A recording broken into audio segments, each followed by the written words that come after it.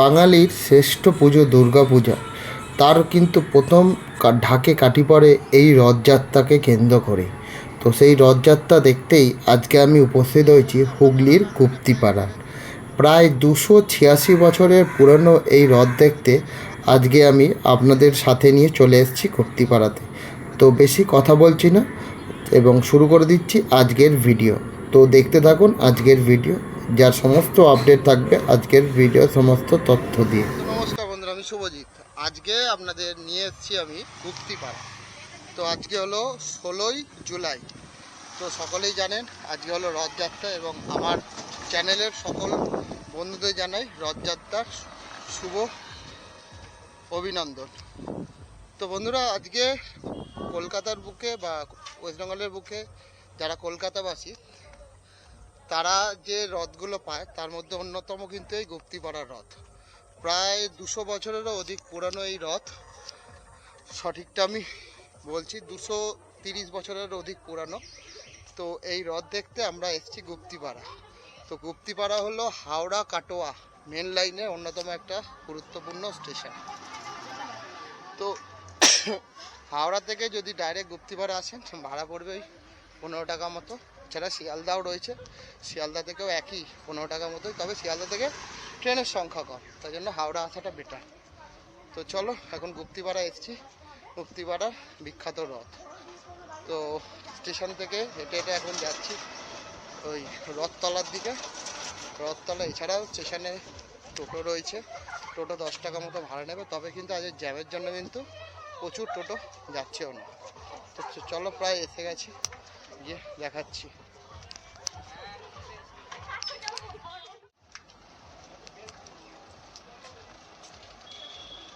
বন্ধুরা, ওয়েদার মেঘলা এবং বৃষ্টিও পড়ছে, কিন্তু আমার মতো অনেকেই এসছে। আমি তো এসছি নয় ব্লগ করতে বা আপনাদের দেখাতে, কিন্তু প্রচুর মানুষ কিন্তু এই বৃষ্টি মাথায় নিয়েও এসছে এই রথ দেখতে।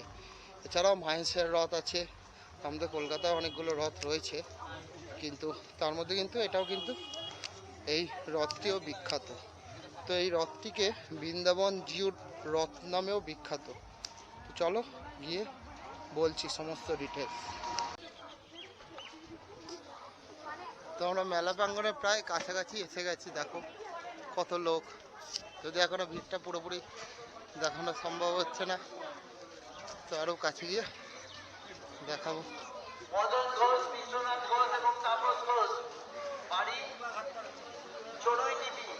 আপনাদের খোঁজ করছেন সঞ্জিত ঘোষ, চড়ুই ডিপি বাড়ি আপনাদের খোঁজ করছেন।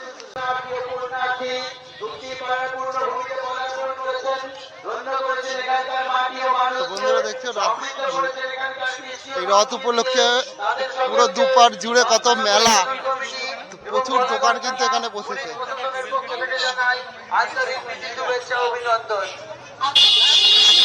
আমাদের দ্বিতীয় পর্বের রথটা শুরু হতে চলেছে।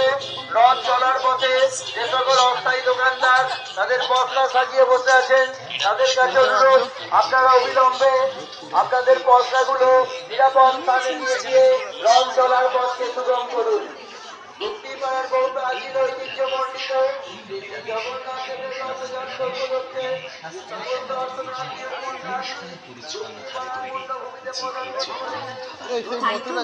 বন্ধুরা দেখতে পাচ্ছি আমরা মেলা প্রাঙ্গণে প্রায় এসে গেছি।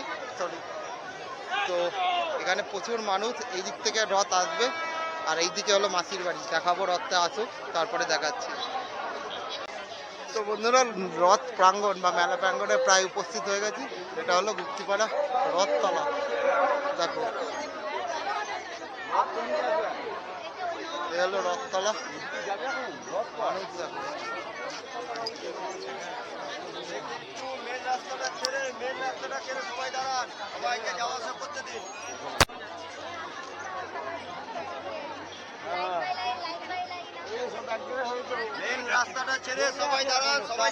করতে দিন।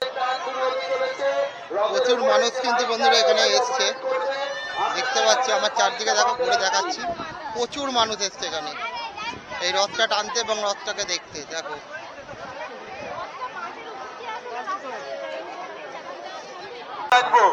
কেননা রথের উপর থেকে যে মাইকটা ওটাই অ্যাক্টিভ থাকবে, নইলে সমস্যা হবে।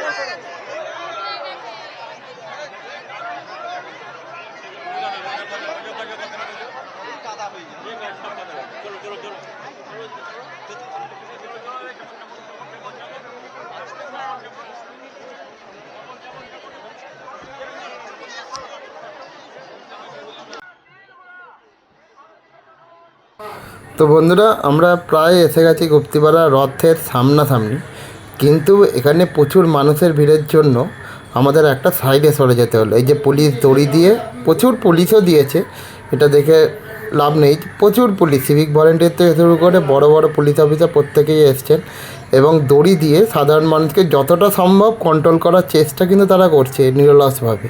তো তাদের সেই চেষ্টাকে যথেষ্ট কুর্নিশ আমার তরফ থেকে এবং আমার চ্যানেলের তরফ থেকে।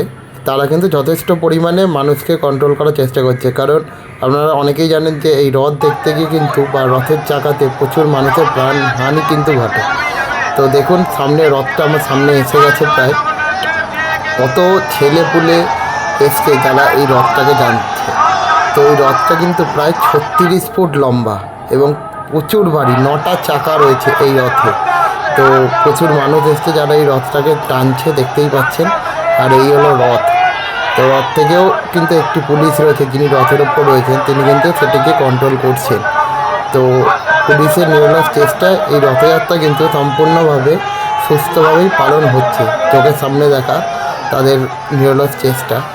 আর রথযাত্রা তো বাঙালির অন্যতম এক ঐতিহ্যপূর্ণ সাংস্কৃতিক অনুষ্ঠান, সেটা দেখতেও কিন্তু এখানে আসা।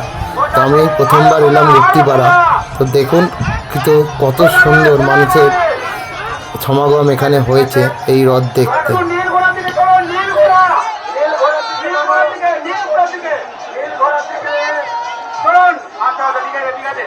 সবাই একটু নীল গোড়া দিকে হয়ে যাবে, একটু দাঁড়ান, একটু নীল গোড়া দিকে হয়ে যাক। এটা যেভাবে বলবো সেভাবে করবেন। এখানে একটু টার্নিং হবে, ব্রেকে যারা আছেন তারা একটু সাবধানে থাকবেন। তো বন্ধুরা, আমি আর বেশি কথা না বলে এই রথযাত্রা আপনারা সমানভাবে উপভোগ করুন, সেটাই দেখাচ্ছি। তো দেখতে থাকুন, আমি আর বেশি কথা বলছি না, এই রথযাত্রাটা এবার উপভোগ করুন।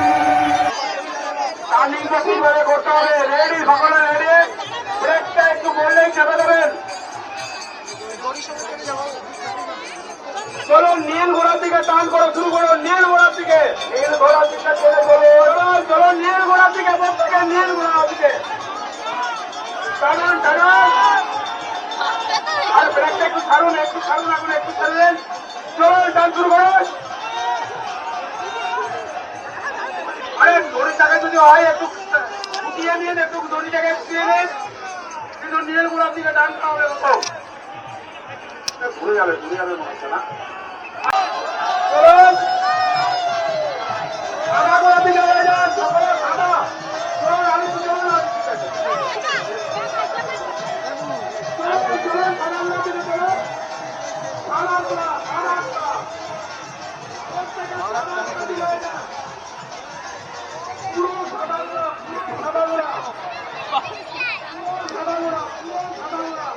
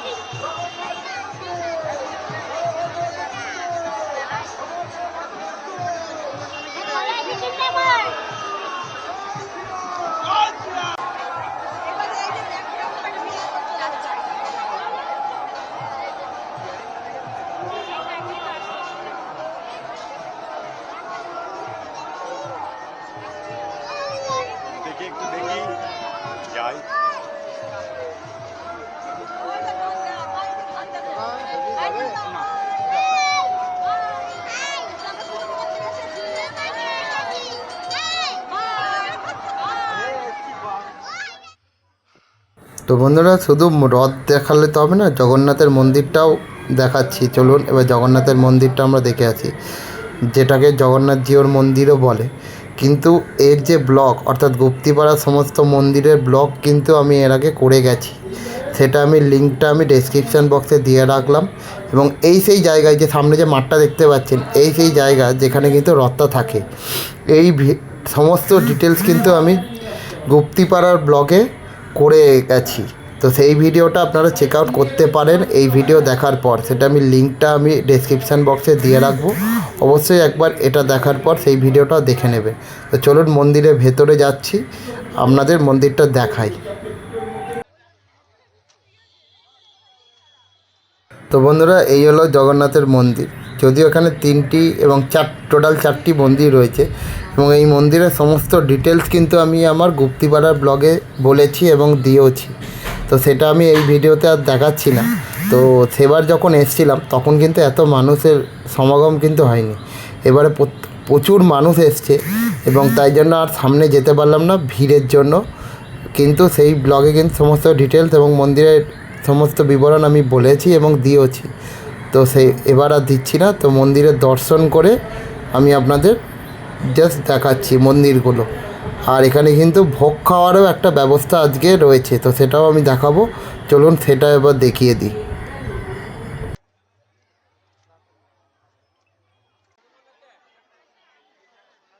তো বন্ধুরা রথযাত্রা উপলক্ষে এখানে কিন্তু খিচুড়ি ভোগের ব্যবস্থা করা হয়েছে। প্রচুর মানুষ এসছে যারা খিচুড়ি ভোগ নিচ্ছে। তো দেখতেই পাচ্ছেন কত মানুষ এখানে শুধু এই খিচুড়ি ভোগের জন্য এসছে এবং খাওয়াচ্ছে এরা। এখানে এই মন্দির কমিটি থেকে এই খিচুড়ি ভোগের ব্যবস্থা করা হয়েছে, সেটাই কিন্তু দেখতে পাচ্ছেন। প্রচুর মানুষ, বসার জায়গাও রয়েছে, অনেকেই খাচ্ছে কিন্তু এখানে এই খিচুড়ি ভোগ।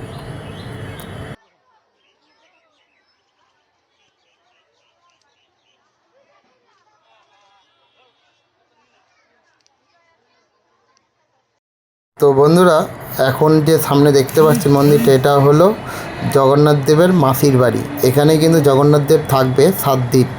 তো এর ভিডিও আমার গুপ্তিপাড়াতে রয়েছে, আপনারা দেখতে পারেন। তো এই জগন্নাথ দেবের বা এই গুপ্তিপাড়া রথের অন্যতম আরেকটা বৈশিষ্ট্য হলো ভান্ডার লুট, যেটা কিন্তু উল্টো রথের আগের দিন হয়। তো সেটাও কিন্তু একটা দেখার মতো অনুষ্ঠান, সেটা আপনারা আসতে পারেন উল্টো রথের আগের দিন, যেটা এখানে হয়ে থাকে। তো এবার চলুন দেখাচ্ছি জগন্নাথ দেবের মূর্তিটি, যেটি এই মন্দিরের মধ্যেই রয়েছে এবং এখন পুজো হচ্ছে। তো চলুন সেটাও দেখাই। তো দেখতে পাচ্ছেন এই হলো সেই জগন্নাথ দেবের মন্দির, এবং তার পাশে বলরাম এবং সুভদ্রা তার ভাই এবং বোন। তো এখানে ঠাকুরমশাই পুজো করছে জগন্নাথ দেবের।